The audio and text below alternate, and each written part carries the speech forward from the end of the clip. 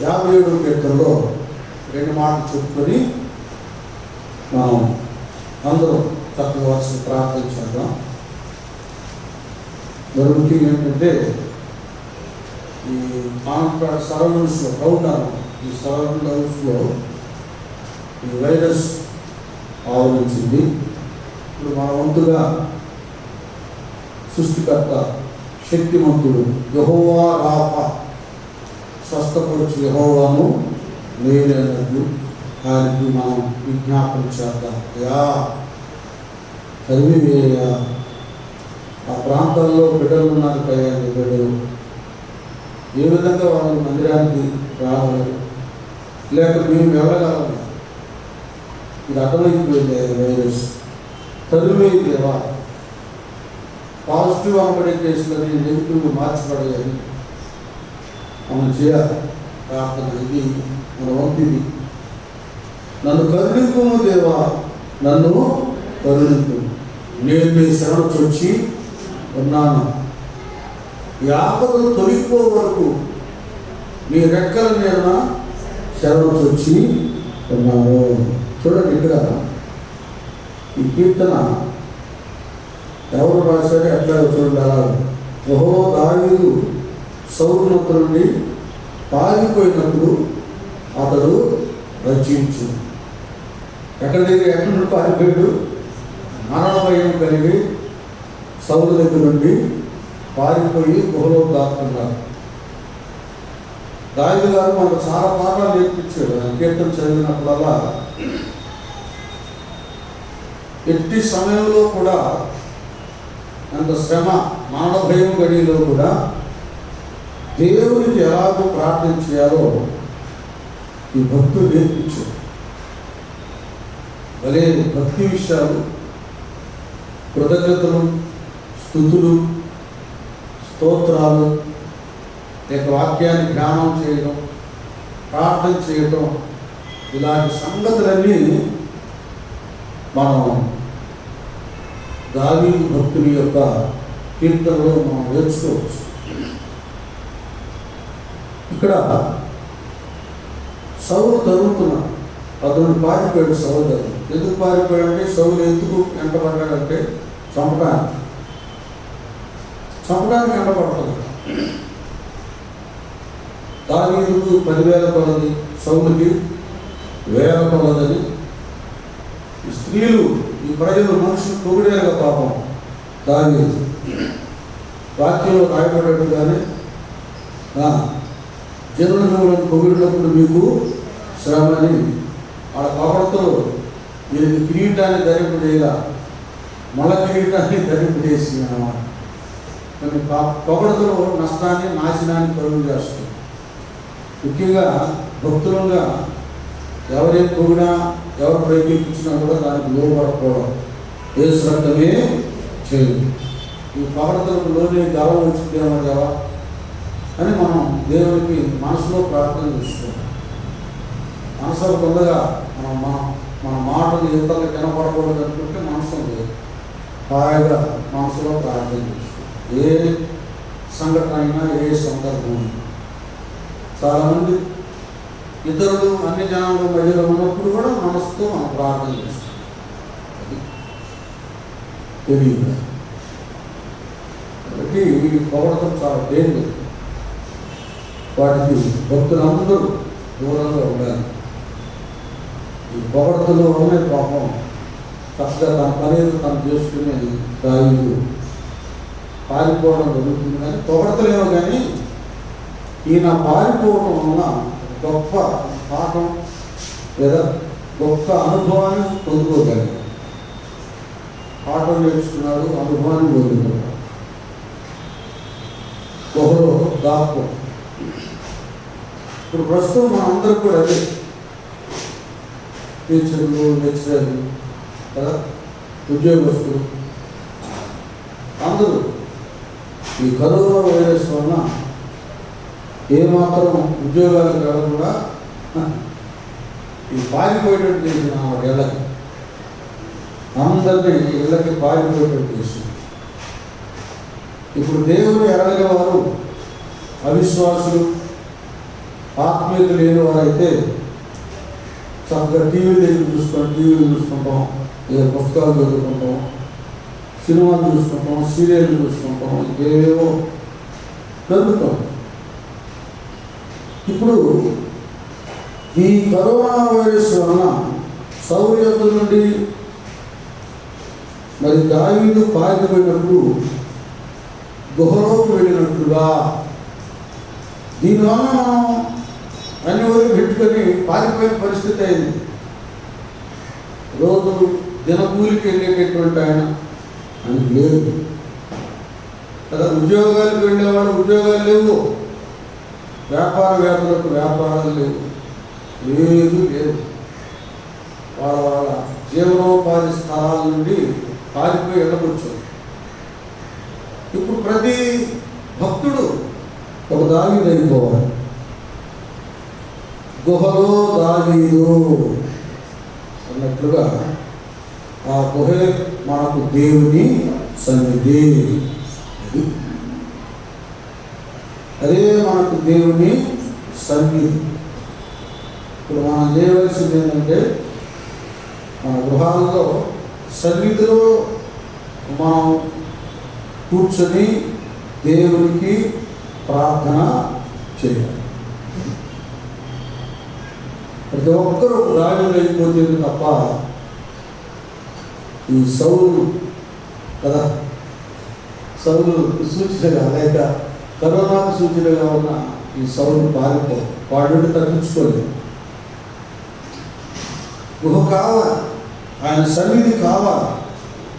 నన్ను కరుణింపుము దేవా, నన్ను కరుణింపుము, నేను నీ శరణు వచ్చి ఉన్నాను. ఈ ఆపదను తొలగిపో వరకు నీ రెక్కల నీడనా, అది తొలగిపోయేంత వరకు దేవుని సన్నిధిలో ఆయన రెక్కల నీడన మనము శరణు వచ్చి ఉన్నాం. తప్పదు. ఇదివరకైనా అది పనికి వెళ్ళొచ్చాను, ఉద్యోగానికి వెళ్ళొచ్చాను, వ్యాపారానికి వెళ్ళొచ్చాను, అక్కడికి వెళ్ళాను, ఏం చేస్తానులే ప్రార్థన అని బద్ధకంగా నిర్లక్ష్యంగా ఉండొచ్చేమో. కానీ ఇది బద్ధకంగా నిర్లక్ష్యంగా అలక్ష్యంగా ఉండేటటువంటి సమయము కాదు. ఈ సమయము మనమందరం సన్నిధి అనబడేటటువంటి గుహలో దాచబడే సమయం. ఈ ఆపద గడియలో ఆయన రెక్కల నీడన శరణొచ్చి ఇక్కడ అంటాడు, బహున్నతుడైన దేవునికి నా కార్యం సఫలము చేయు దేవునికి నేను మొరపెట్టుచున్నాను. దేవునికి మనం మొరపెట్టే సమయం ఇదే. ఈ ఆపద తొలగిపోయేంత వరకు మనం దేవునికి మొర పెట్టాలి. అంటే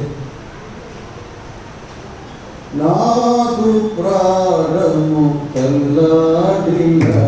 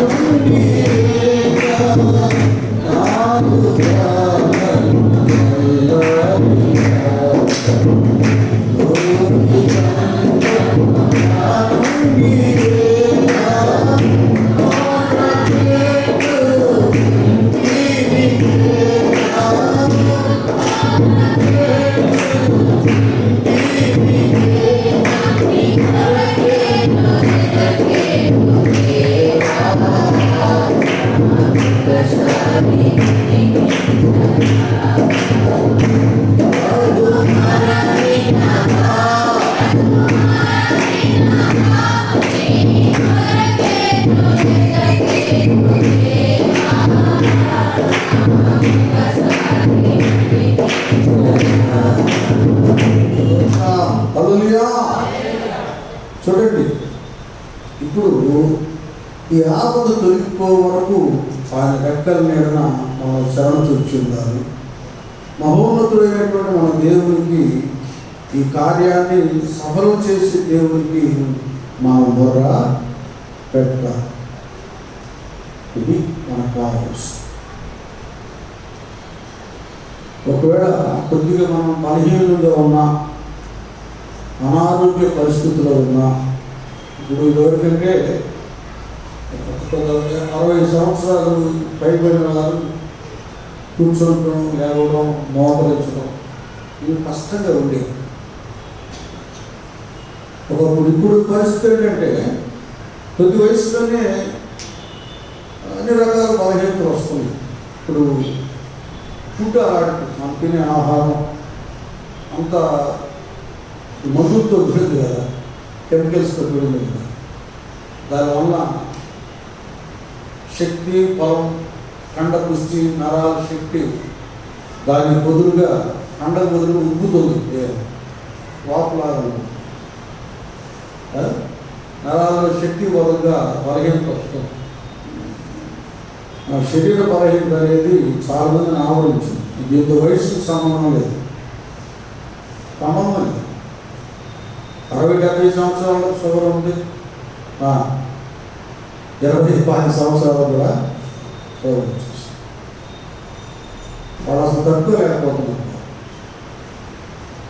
యవ్వన ప్రాయాలు ఉన్న చిన్న వయసు అయినా పడుకోనైనా కూర్చొనైనా గోడ తానుకోనైనా ప్రార్థించిందండి. మనసు మీద తలవాల్సైనా ప్రార్థించు. అందరూ కేక వేస్తేనే తప్ప ఈ కరోనా అనబడి ఎరుపు ప్రాకారం కూలిపో. ప్రార్థన ధ్వనులు, కేకలు కావాలి. ఇది చేయాలి కదా, చెప్పారుగా. అంత రోడ్డు చేస్తేనే తగ్గలేదు, మనం చేస్తే అనేటప్పుడు అసలు వద్దు. నా వంతుగా నా దేవుడికి నేను మొరపెట్టాలి, ఆయన రెక్కల చాటును దాచుకోవాలి. ఈ కార్యం సఫలమయ్యే వరకు నా దేవుడికి నేను మొర్రా పెట్ట. అప్పుడు ఆయన ఏం చేస్తాడు? ఆయన ఆకాశం నుండి ఆజ్ఞ ఇచ్చే అది అంతే కదా. ఇప్పుడు మనం ఆ సందర్భాలు చదువుతాం. యెహోవా యొద్ద నుండి దురాత్మ ఒకటి వెళ్ళి సౌలుని ఆవరించి. అలాగే యెహోవా యొద్ద నుండి దూత వెళ్ళి కొన్నేళ్ళు కదా, దేవుడే పంపించాడు దూతని. కొన్నేళ్ళు నీ ప్రార్థనలు, ధర్మ కార్యాలు దేవుని జ్ఞాపకార్థంగా చేయండి. సంఘంతో ప్రార్థన చేస్తే చెరసాలలో ఉన్న పేరు దగ్గరికి వెళ్ళిపోయి ఆయన రక్షించడం లేదు. ఆయన ఆజ్ఞ ఇస్తే మరణదూత వస్తుంది, ఆజ్ఞ ఇస్తే దేవదూత వస్తుంది. మరణదూత తొలగిపోతుంది. జీవాన్ని, సజీవమును, స్వస్థతను కలుగు చేసి దూత వస్తుంది. అంతే కదా. ఆయన సెలవిస్తేనే సొదొమ గొమొర్రా మీద అగ్నిగంధకాలు పిలిపించబడ్డాయి. దూతలు పడేస్తారు. ఆయన ఆజ్ఞిస్తేనే దేవదూత వచ్చి కొన్నేళ్ళతో మాట్లాడటం జరిగింది. ఆయన ఆజ్ఞిస్తేనే చెరసాలలో ఉన్న పేతురు విడుదల పొందుతుంది. ఆయన ఆజ్ఞ ఇవ్వాలి దూతలకు.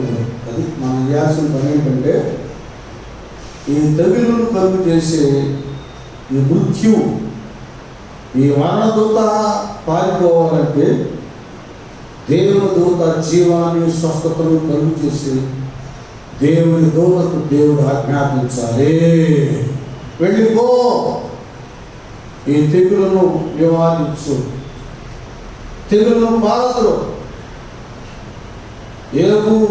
యోగుకుని తనకు కలిగిన సమస్తం చుట్టూ ఏమేయబడింది? కంచె ఎలాగో వేయబడిందో. అంటే దేవుని దూత అన్నమాట కంచె. సైతాను గారికి సెలవు లేదుగా, అందుకని వాడు ప్రయత్నం చేశాడు.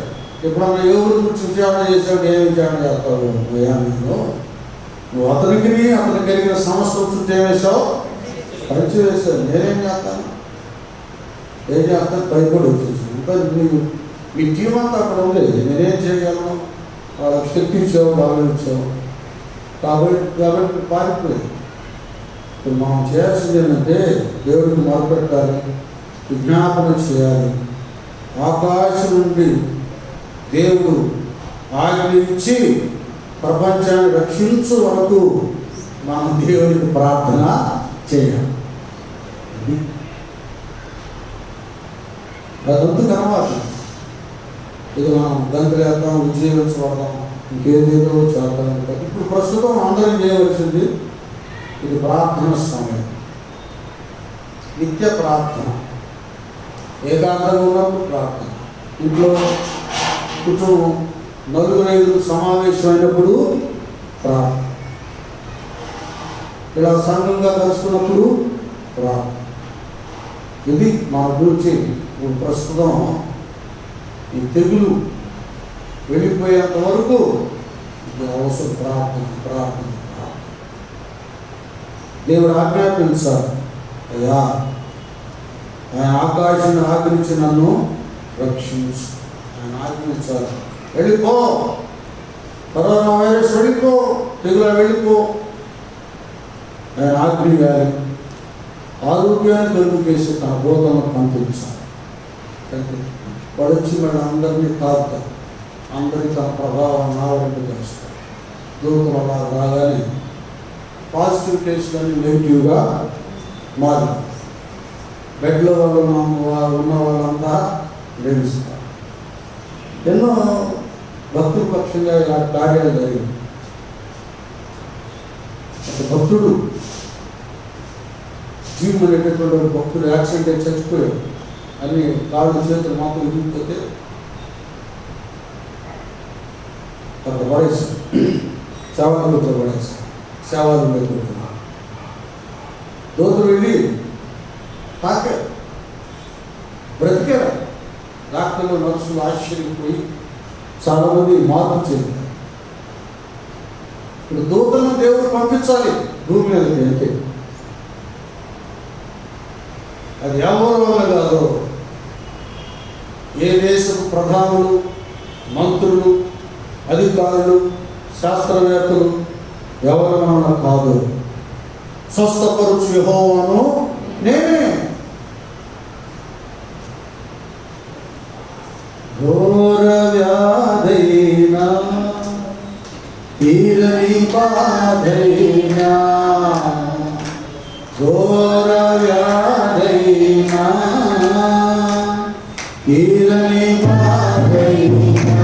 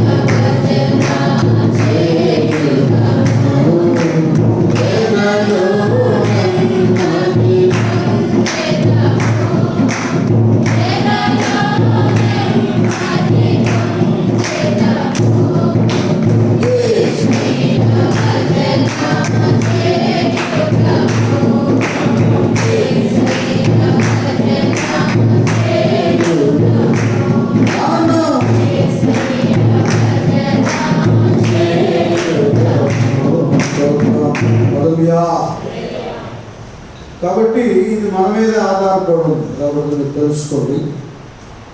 మనం దేవుడికి మొదలుపెట్టాలి, ఆయన ఆజ్ఞించేటట్టుగా కదా. ఆకాశం ఆజ్ఞించి నన్ను రక్షించు, నన్ను మృంగుదూరు వారు దోషణ పలుకున్నప్పుడు దేవుడు తన కృపాశక్తులను పంపును.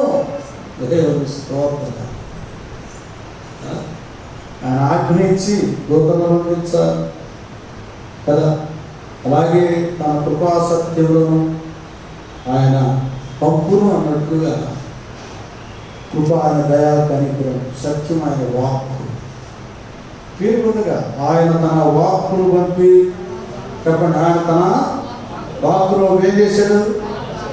వాటిని అంటే మనలో ఉన్న వాక్కు చాలా ఇప్పుడు రక్షణ పొందుకొని వాక్యం ఎదుగుతున్న బిడ్డల్లో ఆయన వాక్కు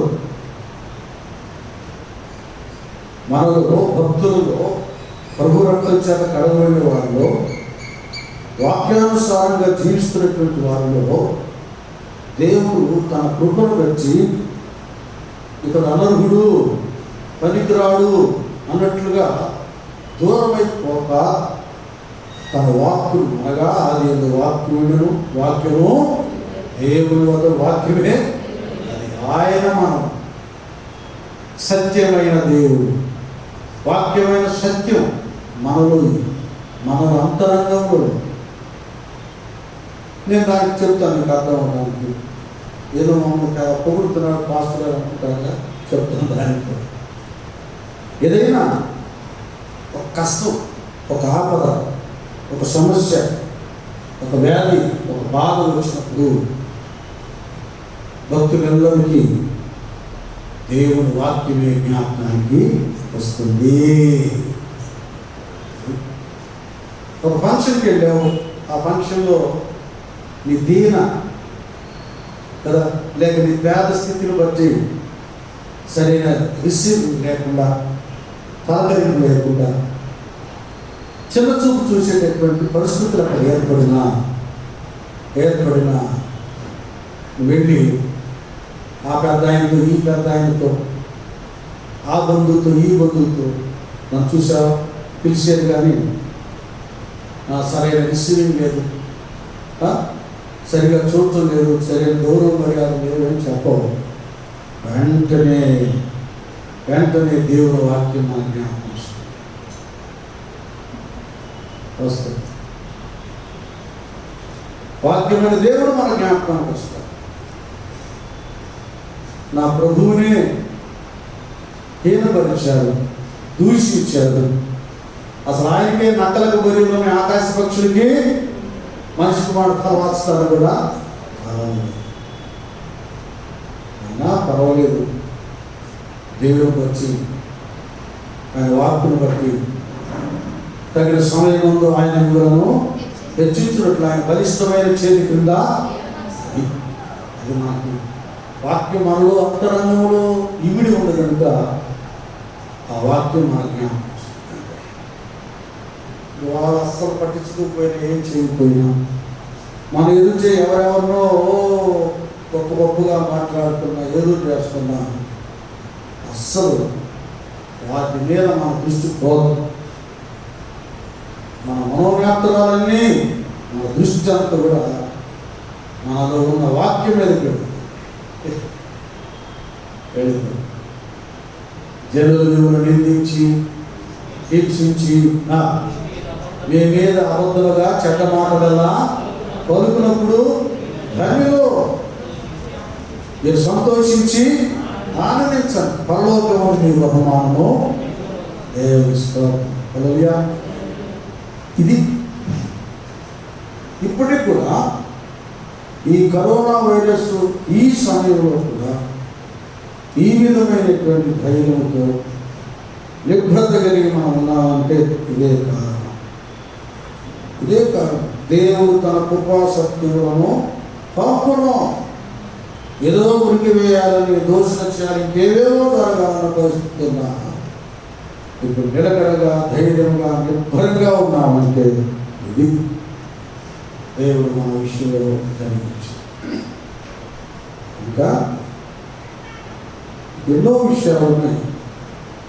అవి ఇంకొక భావం మనం ధ్యానం చేస్తున్నాం. ఇక నేను ముగించుకోతున్నాను.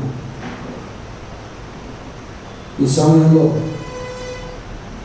ప్రపంచానికి మన ప్రార్థన అవసరం. ప్రపంచానికి మన కన్నీరు అవసరం. భక్తులు కన్నీరు విడిస్తేనే క్లీన్ ఉండగా బుద్ధిలోని కన్నీరు దాచబడి ఉండదు. ఆ కన్నీరు భక్తులు విడిస్తేనే కార్యాలు జరుగుతాయి. దేవుని కుమారుడు కుమార్తెను మొరపెడితేనే దేవుడు తెగులను తరిమి వేస్తాడు. భక్తులు ప్రార్థించి విజ్ఞాపన చేస్తేనే ఆకాశం నుండి ఆజ్ఞను జారీ చేస్తారు.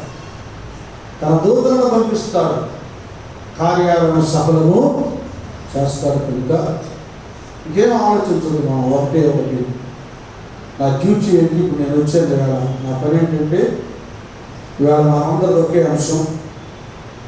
ప్రపంచాన్ని వేధిస్తూ అనేక మంది మరణానికి గురి చేసిన ఈ కరోనా వైరస్ పారిపోవాలి. దేవుడు ఆకాశం నుండి ఆజ్ఞాపించి తన దూతలను పంపించి శాస్త్రవేత్తలకు దానికి తగిన ఔషధం కనిపెట్టేటట్లుగా జ్ఞానాన్ని కలుగా చేయాలి. బలహీనులందరినీ దేవుడు బలపరచాలి. వైరస్తో ఉన్న వాళ్ళందరినీ స్వస్థపరచాలి. ధైర్యాన్ని చేకూర్చాలి. అనారోగ్యం, ఆర్థిక ఇబ్బందులు, కుటుంబంలో సతమతమవుతూ ఏం చేయాలో అర్థం కాని పరిస్థితి, చుట్టూ వైరస్ ఉంటే ఎట్లా ప్రభావాన్ని ఉడికిపోతున్నటువంటి పరిస్థితులు చాలా కుటుంబాలు ఏర్పడింది. ఇలాంటి సమయంలో గాఢాంధకారలో సంచరించినను ఏ అపాయానికి నేను భయపడను. నీ దుడ్డు కర్రయు నీ దండములను ఆదరించినట్లుగా వాగ్దాన వాక్కులను జ్ఞాపకం చేసుకొని ఆదరించబడాలి, ధైర్యంగా ఉండాలి. మేము మా సోదరి సహోదరులు మా కుటుంబాలకు ఆదరణ కలగాలి, మా దేశానికి రక్షణ కలగాలి, మా రాష్ట్రానికి దేవుడు కృపను అనుగ్రహించాలి, ఆ గుంటూరు జిల్లాని కాపాడాలి. ముఖ్యంగా ఈ గుంటూరు నగరంలో జిల్లాలో ఇన్ని కేసులు ఉన్నాయంటే ఎక్కువ శాతం ఒక టౌన్లోనే నగరంలోనే ఉంటున్నాయి. ప్రతిరోజు మనం వార్తలు వింటున్నాం. అధిక భాగం ఇక్కడే ఉంటున్నాయి. ఆ ప్రాంతాల కొరకు మనం ప్రార్థన చేయాలి. ఇంకేమైనా మా లోపాలు ఉంటే, మా బలహీనతలు ఉంటే, మా అవిధేయతలు ఉంటే క్షమించి నాయన మా గుంటూరు నగరాన్ని పట్టణాన్ని కాపాడు ప్రభువా. రాణిపేటలో, నల్ల చెరువులో కదా, సంగడిగుంటలో, ఆ లార్జెస్ట్ రోడ్లో, ఈ పరిసర ప్రాంతాల్లో, ఎందుకంటే మీకు ఒక అనుభవం తెలుసు, అసలు ఆరంభంలో ఈ ఆనందపేటలో అత్యధికంగా కేసులు ఉన్నాయి. మీరందరూ ప్రార్థన చేశారు, నేను ప్రార్థన చేశాను, అందరం ప్రార్థన చేశాము. ఎన్నో పదుల సంఖ్యలో ఉండేది 1-2గా దేవుడు మార్చాడు. ఇంకా అది కూడా పూర్తిగా లేకుండా చేస్తారు. కనుక మీ ప్రార్థన దేవుడు ఆలకిస్తాడు, నా ప్రార్థన ఆలకిస్తాడు. నాకు నేను, మీకు మీరు ఒక నమ్మిక, విశ్వాసం కలిగి మనం ప్రార్థన చేద్దాం. ముందు ఈ విపత్తు దాటిపోతేనే, ఇది తొలగిపోతేనే మనకు సంఘంలో మరలా సమూహం కదా, ఆరాధన, ప్రార్థనలు, అభిషేకం, గొంతులు వేయడం, ప్రవచనాలు, ఉన్నతమైన ఉద్యోగాన్ని మనం చూడగలం. కనుక ఇప్పుడు మన కర్తవ్యం ఏంటంటే ఇది ఆటంకం, అభ్యంతరంగా ఎక్కడ వారు అక్కడ ఆగిపోవాలి. ఏ ఇంట్లో ఆ ఇంట్లోనే ఉండాలి, అందరు గుంపుగా ఉండకూడదని అది జారీ చేయబడింది ప్రభుత్వ ఆజ్ఞ. ఇప్పుడు వైరస్ దీని వల్ల తిప్పలు పడుతున్నారు. ఇది పోతేనే కానీ తిప్పలకు, అనైక్యతకు, సమూహం లేకుండా ఉండడానికి కావాలన్నా ఇది పోతేనే మనకు మరలా ఉద్యోగం, ఆత్మీయత, ఆనందించడం, ప్రవచనాలు, ప్రత్యేకతలు మరలా మనం చూడగలుగుతాం. కనుక ముందు మనం చేయవలసినటువంటి చేద్దాం. ఈ కరోనా వైరస్ దేవుడు పారదోలట్టుగా ప్రార్థించేద్దాం. అందరూ తల వంచండి, ప్రార్థించుకుందాం. అందరూ కూడా ప్రార్థన కోరుకుంటుందండి. ఎవరు మౌనంగా ఉండదు. ఒక మాట నేను ప్రార్థన చేస్తాను, తర్వాత మీరు ప్రేరేపించబడ్డవారు ఎక్కువ భాగం ఈ కరోనా వైరస్ కొరకు మీరు ప్రార్థన చేయాలి. ప్రేరేపించబడ్డవారు అది ప్రార్థన చేసి మన వెళ్ళాలనుకుంటూ వెళ్ళిపోయి ప్రేరేపించబడ్డవారు తర్వాత అదే చేస్తా, అదే చేసిన తర్వాత మీరు చేయండి. అందరూ కూడా ప్రార్థన కోరుకున్నారు. నాతో పాటు ఏంటి గురించారు. దేవుడు ఈ ప్రపంచాన్ని వేధిస్తున్న కరోనా వైరస్ను పారదోలును గాక. దేవుడు ఈ వైరస్ తొలగిపోవడానికి శాస్త్రవేత్తలు ఔషధం కనిపెట్టినట్లుగా తన జ్ఞానాన్ని అనుగ్రహించును గాక. దేవుడు మన దేశాన్ని కరోనా వైరస్ నుండి రక్షించును గాక. దేవుడు కరోనా వైరస్ నుంచి మన రాష్ట్రాన్ని కాపాడును గాక. అలాగే మన గుంటూరు జిల్లాకు సంరక్షణను కలుగు చేయను గాక. గుంటూరు ఈ నగరంలోనే అటు నల్లచెరువు, అలాగే ఇంకా రాణిపేట, ఇంకా మనకి లార్జెస్ట్ రోడ్, సంగడిగుంట, మరి ఇందిరా కాలనీ, ఇటువైపు పరిసర ప్రాంతాల్లో విస్తారంగా ఈ వైరస్ వ్యాపించింది. ఈ ప్రదేశాల నుండి దేవుల వైరస్ పారదోలును గాక. పాజిటివ్గా ఉన్న కేసులన్నింటినీ కూడా దేవుడు నెగిటివ్గా మార్చును గాక.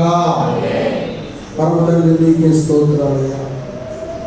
ఈ దినాన మా ప్రార్థనలు విజ్ఞాపనలు మేమేదో తినాలి తాగాలి, మా కుటుంబాలు సంపాదించాలి సాధించాలి, మేము గొప్పోడు అవ్వాలని కాదయ్యా. ప్రస్తుతం మేము భయంకరమైన శ్రమలో ఉన్నామయ్యా. దావీదును చంపడానికి సౌలు రాజు మరణముగా ఎలా మరణదూతగా వెంటాడాడు, అలాగే ప్రపంచంలో ఉన్న వ్యక్తులందరినీ చంపడానికి కరోనా వైరస్ వెంటాడుతుంది అయ్యా. అయ్యా ఆయన గుహలో దాక్కున్నాడయ్యా. మేము కూడా మా గుహ మీ సన్నిధినయ్యా, మీ సన్నిధిలో ఆలయంలో కూడా మేము దాక్కున్నామయ్యా. యాపలు తొలగిపోయేంత వరకు మా ఇళ్లలో కూడా నీ రక్త చాటునే ఉన్నారు. ఆ కృపయ్యా ఆకాశం ఆజ్ఞాపించి వైరస్ తరిమేయండి, స్వస్థపరిచే దూతలు పంపించండి. మీరే నాయన మా హృదయంలో వాక్యం ఇచ్చారయ్యా. నీ కృప ద్వారా ఆ సత్యం మాలో ఉంది కనుక ప్రతి విషయంలో నాయన వాక్య వాగ్దానాలు జ్ఞాపకం చేసుకుని సాగిపోవడానికి పంపించి, ఇంకా మీ భక్తులెల్లరూ వాళ్ళ ప్రేరణ బట్టి హృదయంలో ఉన్న వేద బాధను బట్టి ప్రార్థన చేయబోతుండగా మాతో ఉండండి అయ్యా. అలాగే రేపు అయ్యా ఉదయం 8 గంటలకి ఆరాధన ఉంటుందయ్యా. ఎవరు నిర్లక్ష్యం చేయకుండా తర్వాత వెళ్దామని ఆమె అనగానే నాయన రాకుండా నాయన చక్కగా 8 గంటలకు వచ్చి ఆ గంటలోనే వర్తమానం ఈ శరీరంలో రక్తంలో పాలుగా వస్తున్నాం అయ్యా. సమస్త ఆశీర్వాద కార్యక్రమాలను బిడ్డలు ఆసక్తితో పాల్గొనడానికి మనసు ఇవ్వండి అయ్యా. మాకు సమయం లేదయ్యా. మేము కూడా నేను గంటలు ఉండటానికి వీలేదయ్యా, గుంపులుగా ఉండడానికి వీలేదయ్యా. ఎందుకంటే ఈ వైరస్కి తరుణం అయ్యా వ్యాపించి జనాలను ప్రబోధించడానికి. ఇదంతా ఎదిగిన మేము భద్రంగా మీ సన్నిధికి వచ్చి రేపు ఆదివారం 8 గంటలలోకి వచ్చేసి చక్కగా 9 గంటల వరకు ఆరాధన ఉంది నాయన. మీ శక్తిని పొందుకొని దీవులతో వెళ్ళడానికి సహాయం చేయండి. మీ బిడ్డలు ప్రార్థన చేసుకుండగా బిడ్డలను కూడా ఆత్మతో మీరు అభిషేకించుకున్నాయి. మీ చిత్తమైతే మాట్లాడితే మీరు మీ యొక్క ప్రవచనం ద్వారా ప్రవక్తుల నుండి మాట్లాడారు. ఇంకేం చేయాలో మాకు తెలపండి, మమ్మల్ని బాధపరిచి తదితర కార్యక్రమంలో నేను మహిమ తెచ్చుకున్నాను. యేసు నామమున వేడుకుంటూ ప్రారంభిస్తున్నాము తండ్రి. ఆమేన్.